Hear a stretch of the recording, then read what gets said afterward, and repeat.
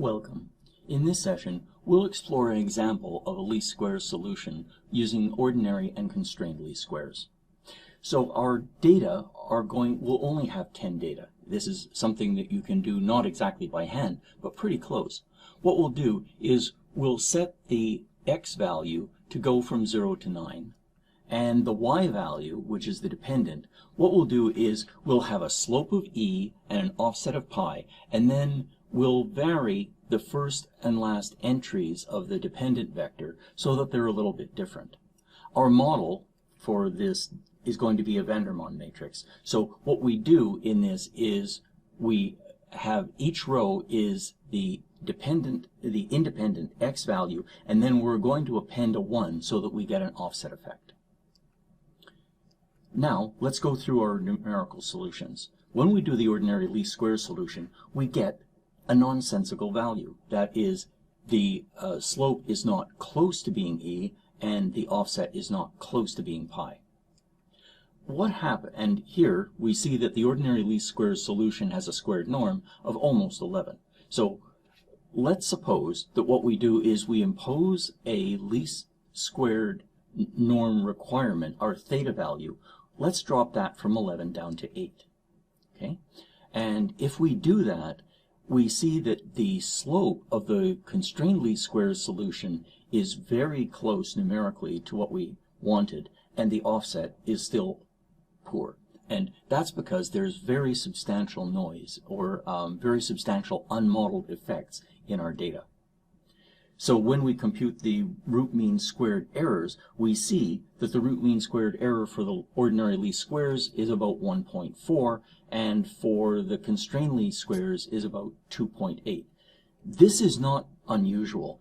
The reason is the OLS solution, the ordinary least squares solution, had better have a root mean square error that's smaller, because that is statistically unbiased and it should be the better solution. However, it may not have the properties that we want. So let's try plotting the data and our results. If we do plot the ordinary least squares, we see that it's doing the best it can and that it is above the dependent value, the slope, the computed value, the regression, is above the dependent value for that deviated first, and it's below for the last, and otherwise it's doing a reasonable approximation, but you can see that there's definitely a difference in the slopes.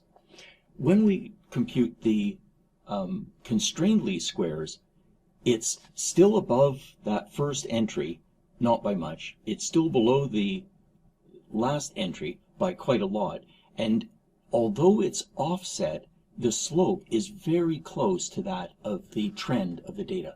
So what's happened is, by using the constrained least squares, we have missed the offset, but we've captured the major trend that's in the data. Now, you might ask, well, is the constrained least squares just a rescaled version of the ordinary least squares? And the answer in this problem is no, it is not. So let's take a look at what the constraint looks like. Here I've plotted W1 versus W2, and this is the origin, and this plane describes the possible weight vectors for this problem. It's two-dimensional, and so it lies in a plane, and any weight vector that's inside this circle has an ordinary least squares solution that satisfies the constraint. Any ordinary least squares solution that's outside of this circle does not satisfy the constraint and will be brought to that circle by the constrained least squares process. What happens is that this cyan dot is the ordinary least squares computation, and then this red dot is the constrained least squares solution. So the difference between the ordinary and the constrained is not merely let's rescale the ordinary least squares. It's actually a much more complicated geometry than that. So our comparisons are the ordinary least squares has a lower root mean square error, which we expect because it's an unbiased estimator. The constrained least squares has a better fit to the trend. the root mean square is measuring the effects of using all the data, and if we wanted to dig into this a little more deeply, what we might do is something such as a k-fold validation. And if we do a k-fold validation on this, what we'll find is that the ordinary least squares solution is overtraining, and the constrained least squares has a training and testing performance that is comparable. So what have we learned in this lecture? Well, here we've developed a design matrix for data to use in linear regression. The ordinary least squares is the normal equation. That was relatively rapidly derived now that we have all of the mechanics for that.